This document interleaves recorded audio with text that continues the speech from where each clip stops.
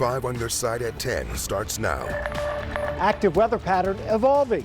The first big rain chance of the month arrives Saturday. The timing on our waves of showers and the latest trend on how strong any thunderstorms will be. A drag show dispute tonight in a small Illinois town. The Pride plans garnering opposition. Our top story, a traffic tragedy. Look at the cars that they're coming at you. That's scary. The calls for change tonight along a dangerous road in North St. Louis County. Good evening, I'm Kelly Jackson. And I'm Mike Bush. Those growing concerns come just 24 hours after a man was hit and killed in the middle of Halls Ferry Road near Sun Valley Drive. 5 on your side's Robert Townsend talks to neighbors demanding safety upgrades at the dangerous intersection. A piece of crime scene tape tied to an electric pole, a single investigator's glove left on this road in North St. Louis County. It's here police say around 8 Tuesday night, a man was in the roadway when he was hit by a car and killed. I feel sorry for him. I've actually seen people hit here, right at that corner. Halls Ferry's a mess. For decades, Larry Calcaterra has run an auto repair shop near Halls Ferry and Sun Valley Drive. 40 years ago when I moved in here, there was a meeting in here, and I went to the meeting, and I actually had concerns about the lighting through here 40 years ago, and nothing's ever been done. Now he and others are once again pleading for better lighting here at this busy intersection, hoping it would help drivers see pedestrians, especially at night. If you come down here at night, what you're going to see right in this area, my lights. Some neighbors also say they'd like to see a crosswalk or a traffic signal at this stretch of Halls Ferry that's near a bus stop. Police haven't said why the man who was killed was standing in the road. They got to be careful when they walk across that street. It's dangerous. From business owners to walkers to drivers, they also tell me speeding has been an ongoing problem here on Halls Ferry Road, and they wish those offenders would pay attention and just obey the law. It should slow down. Put a little sign up, with the speed limit on it. Neighbor Lewis Morton also thinks a concrete wall he says was pushed back after this bridge was widened was a mistake. It should be right there by the streets to protect the people walking. If one of them cars hit that curb, I have no chance. That's scary. Robert Townsend, 5 on your side. Police say the driver who hit the man stayed at the scene and is cooperating with the investigation. Investigators have not yet released the man's name. New tonight, the Missouri Highway Patrol is investigating after a body was found in the Mississippi River near Crystal City. Investigators say a biologist sampling water called 911 yesterday after spotting the body near the Hugs Landing boat ramp. Crews recovered the body close to the Illinois side of the river. Police are still working to ID the body and determine a cause of death. Within the last 3 hours, we've learned the identity of the man shot and killed in Jennings overnight. Police say 35-year-old Isaiah Payne was found shot at a home on Eaton Place near West Florissant. Payne lived on that street. Investigators say they don't have any suspects at this time. A St. Louis police officer is now charged with DWI following an off-duty crash that injured a man riding a scooter. Sergeant Chris Murray is accused of hitting Gabriel Rodriguez earlier this month at Morgan Ford and Carondelet. He's still recovering in the hospital. The department will not say whether the officer is currently on leave. A judge has issued no bond. Tonight, mounting controversy for LGBTQ plus advocates in Greenville, Illinois, after postponing a Pride festival last month due to criticism. Organizers are now facing more backlash after a new request to hold a drag show in the city's new outdoor public plaza. Brent Solomon just back from Bond County with more on the group's latest hurdle. Well, Bond County Pride organizers say they understand they're in a small conservative town, but they say that doesn't stop freedom of expression or the right for all people to celebrate who they are. Opponents are asking city leaders, though, to think twice. I'm just a mom with kids and who lives in a small town who wants to do the right thing. Jennifer Baird and her group of supporters are alarmed by the resistance they met when Bond County Pride tried to hold a Pride Fest last month. There was a lot of violent comments made towards us. So they decided to postpone the event until next April. At Pride Fest, they're planning to also have a special feature that's now raising eyebrows. A family-friendly, all-ages drag show. The plan, roll out the big event all at once at Greenville's new Plaza on 2nd, public space that's almost set to open. Organizers applied for a permit, but were met with even more pushback at a city council meeting Tuesday night. The other one is Deuteronomy 22:5. The woman shall not wear that which pertaineth unto a man, neither shall a man put on a woman's garment. And your behavior and decency standards about whether or not this is a respectful and appropriate use for the public place. I would suggest that means is it obscene or not. I don't believe you have enough information to know. A packed house with those on both sides weighing in. City leaders fell short of making a decision for now. So there's some wording in the application and some things that they want to change before bringing it up for a vote. The next council meeting will be next month, and Baird is hoping for a resolution that allows her group to celebrate Pride publicly. Pretty tame and calm. Nothing, there's no like skin shown or, nobody's doing anything crazy. Beard says her group is one of the first to apply for a public event at that new space, so this is new territory. The city will hold a ribbon cutting for the plaza following a Christmas parade next month. Jefferson County is moving forward with the plan to ban swimming at Rockford Park. The county council approved the ban last night. The bill was introduced last year following years of drownings and close calls on the Big River. County leaders say it's a loss to the community. However, the ban is necessary to keep people safe. I don't think it's been safe in the past because we've had drownings for a very long time at a particular spot here. So no, I don't think you can ever make this safe. This new policy is set to expire in April. Council members are considering a permanent ban. Tonight, U.S. Senator Josh Hawley is demanding Ameren justify rising electricity bills as data centers continue to pop up in Missouri. In a letter to the utility CEO, Hawley questions the company's request for a 15% rate increase.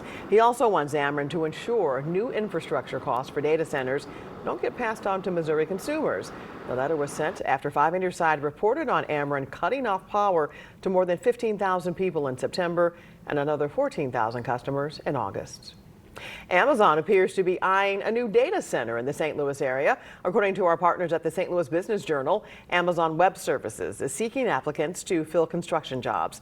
The hiring comes as local cities debate controversial dating center projects. A guilty verdict tonight in a deadly home invasion in St. Peters. A jury found Christopher Harper guilty today of first-degree murder, burglary, and assault.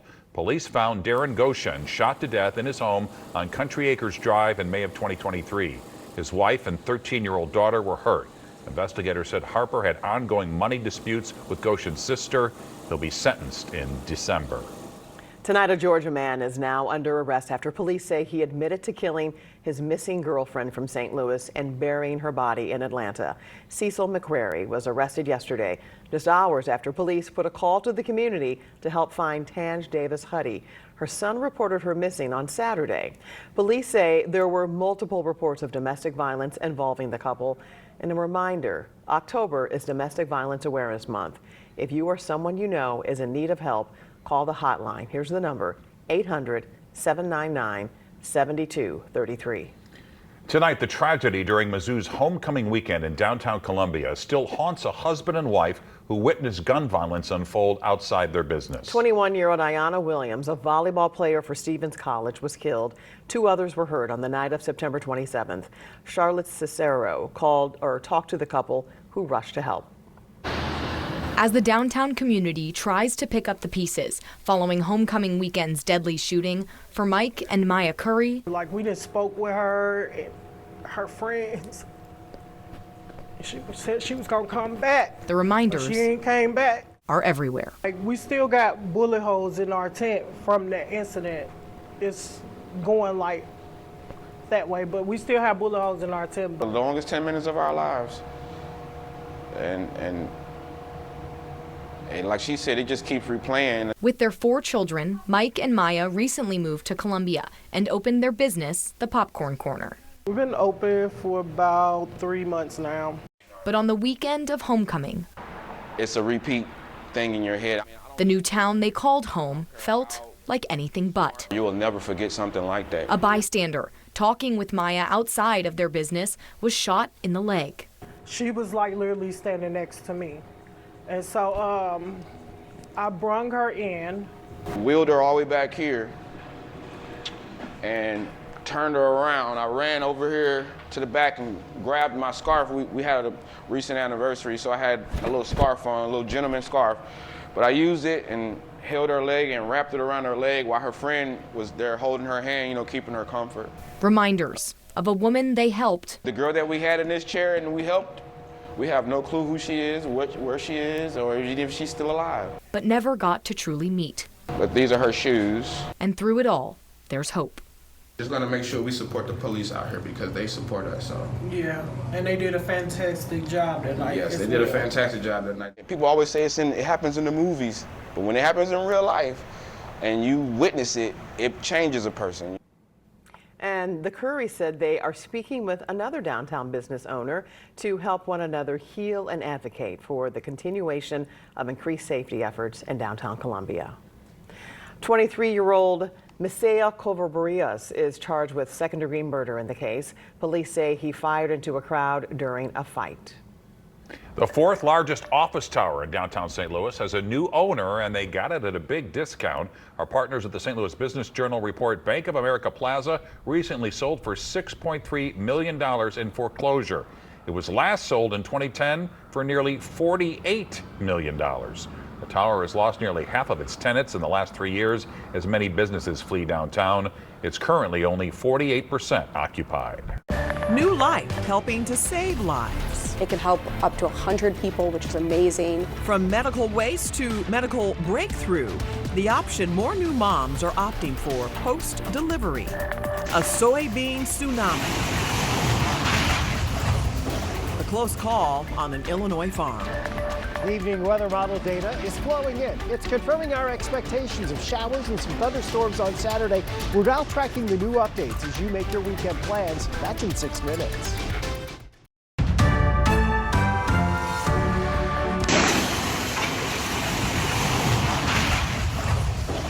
Dramatic video tonight out of northern Illinois. A grain bin silo collapsed, sending soybeans everywhere and people running for safety. It also snapped power lines, knocking out power tonight in the town of Marenton.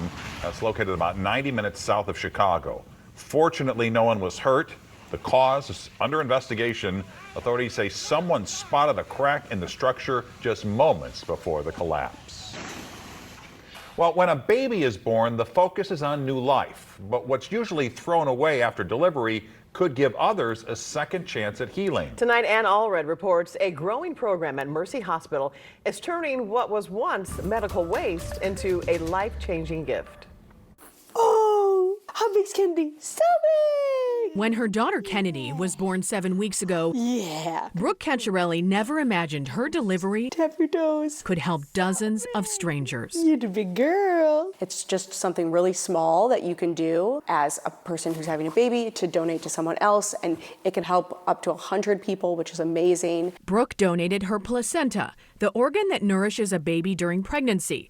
It's rich in cells that can help others heal. My name is Natalie. I'm with Cardinal Biologicals. Inside Mercy Hospital St. Louis, We're currently facilitating the donation process. through a special program called Beginnings and Blessings, coordinators offer mothers the chance to donate their placenta after delivery. It'll be thrown away as medical waste, or you can donate it. The placenta is comprised of a lot of cells that can be taught what to do. They can be used towards adhesion prevention, repairing damaged tissue for diabetic foot ulcers or chronic injuries that won't heal. More and more moms are saying yes, This second form is the Mercy PHI form. including Rachel McKee, who was the 5th patient to donate that day. Thinking it would get thrown away. There's so many nutrients in it. If we could put that to good use, why not?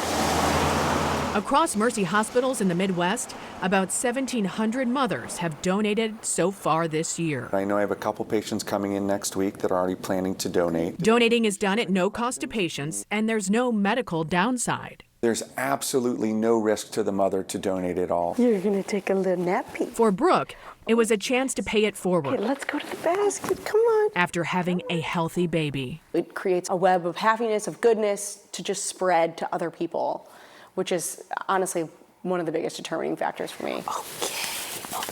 What would otherwise be discarded becomes a gift. Yeah. One that can change lives. You're a good girl. I'm Ann Allred, 5 on your side. Good girl. Oh. She's adorable. Well, check your pantries. Ben's Original Rice is recalling some of its ready rice products after finding stones in packages. This includes the long grain white rice, whole grain brown rice, and long grain and wild rice. There are no reports of injuries or illnesses. The FDA says consuming stones could cause oral or digestive issues. Caught on camera, a mountain lion lurking as deer gather in central Missouri. A Mizzou graduate student, Jack Hudson, captured the predator while using a drone outside Columbia, Missouri. He was surveying for deer for the upcoming hunting season. Heart rate got up there. You know, I'm flying the drone a quarter mile away, but I'm, kind of shaking. You start looking outside the truck, is he going to come up here? But really, there were some deer not too far away, and just wondering, is he going to make a stop?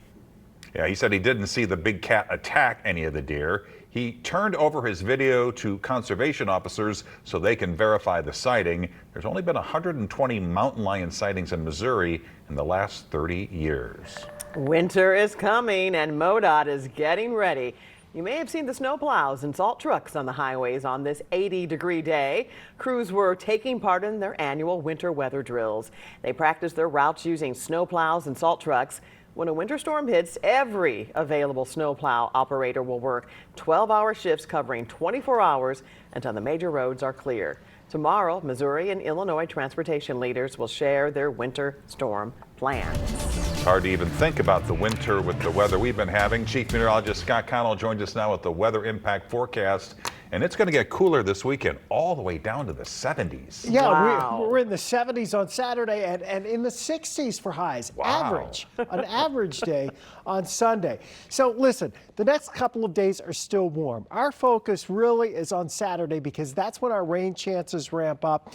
There's not a zero threat for severe weather, but south and southeast of St. Louis, it has our attention because we do have some of the ingredients. The question is, will they come together at just the right time and over and in the same spot together to create severe thunderstorms? In the morning hours, we expect showers to be rolling in. Now, we start to get some energy in here as we head towards lunchtime. This is the very latest high resolution model that we use in-house. And you notice as you look southwest of St. Louis, down here towards Sullivan, heading down towards Steelville, heading down towards Salem, Missouri, that is a more intense portion of the line of storms. And it actually intensifies a little bit and gets a little wavy.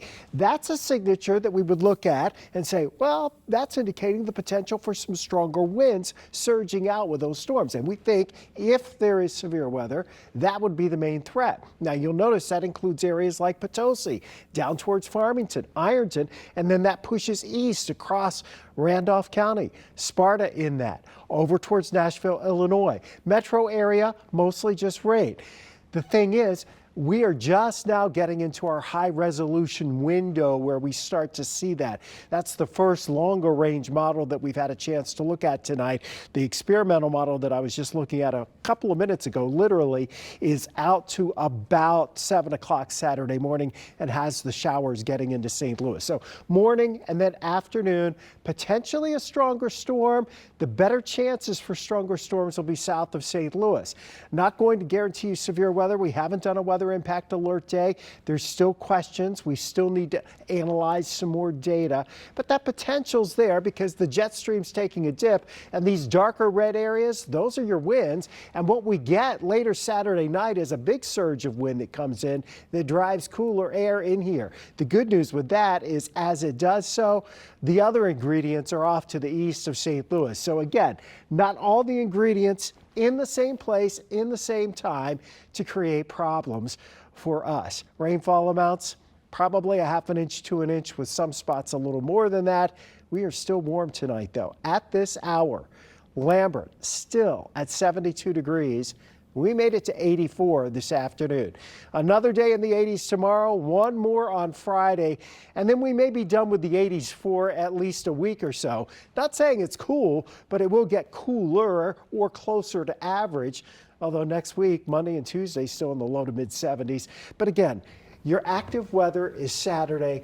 We're going to have to dodge showers. We're going to have some rumbles of thunder. We're going to keep our eyes on that. And if we need to tell you that there's a weather impact alert day, if it's going to get a little more intense than what we think right now, we'll be the first to let you know. We need the rain. We need the rain badly. All right. Thanks, Scott. Here's Frank. The Blues announced their Hall of Fame class tonight. Coach Drink is ticked off about rumors. And could a couple of Cardinals win Gold Gloves? We'll be right back. And here's a look at the program streaming in late night on 5+. You can watch for free on your Roku, Apple, Fire, Samsung, or LG TV.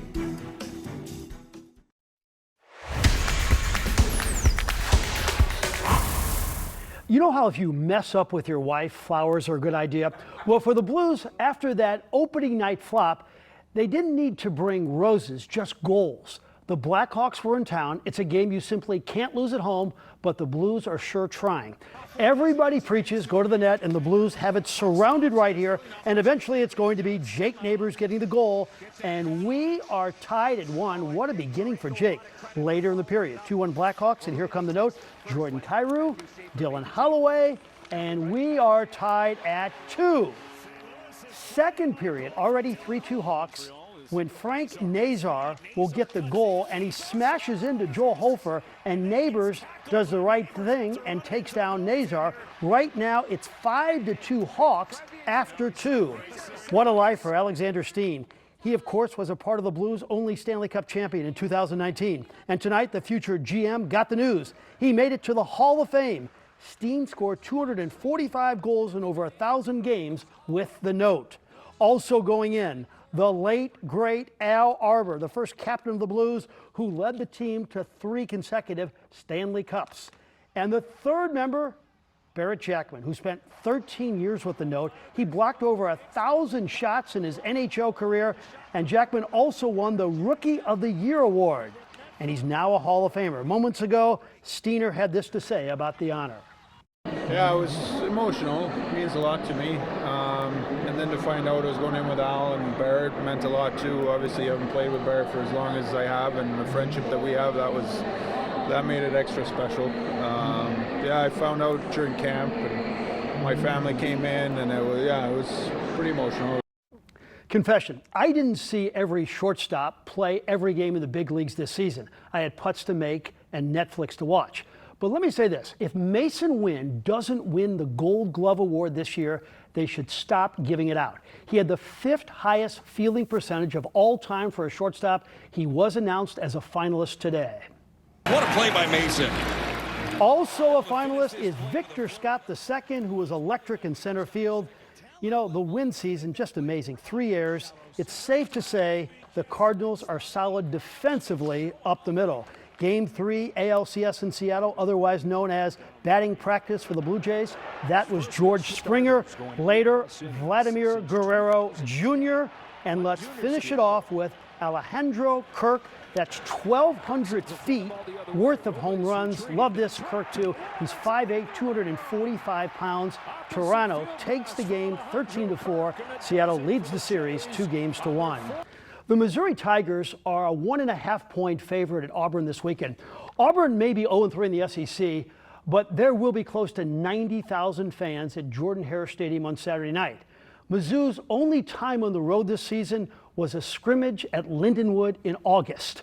Coach Drink spent 2 years as the quarterbacks coach at Auburn, and if they make a coaching change, his name will be in the mix. They are making one at Penn State, and his name is in the mix. He doesn't seem too pleased, though. Only thing that matters for us is 1-0 this week, and anything outside of that is a distraction that you shouldn't even worry about. Don't even let it cross your mind, because, man, I have no idea. You lose 3 games in a row, you may get fired, so I wouldn't worry about it. M-I-Z. Thanks, Coach. I love the walk-off there. Yeah. Beautiful.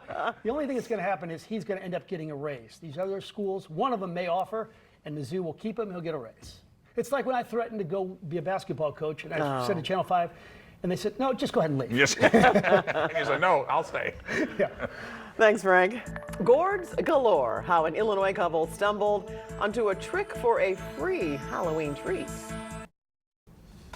Aldi is trimming the price tag of your turkey dinner. The grocery store chain says a Thanksgiving feast for $10 will cost you just $40. I'm sorry. A Thanksgiving feast for 10 will cost you just $40. That's $7 cheaper than last year. This includes a 14-pound turkey, stuffing, mashed potatoes, mac and cheese, green bean casserole, cranberry sauce, rolls, and pumpkin pie. That's impressive. That's a really. good deal. All right, an Illinois couple doesn't need to go to the pumpkin patch to get their jack-o'-lantern this Halloween. Last year, they threw their rocking packages onto their lawn in Moline. When summer came around, gourds started sprouting all over their yards. And by the way, Illinois is the #1 state, did you know this, for pumpkin growing. Scott, of course, knew that, producing nearly 700 million pounds a year. And there you have it. 5 on your side at 10. We're always streaming on 5+. Start your day with Today in St. Louis beginning at 5 a.m. Have a great tomorrow. Oh.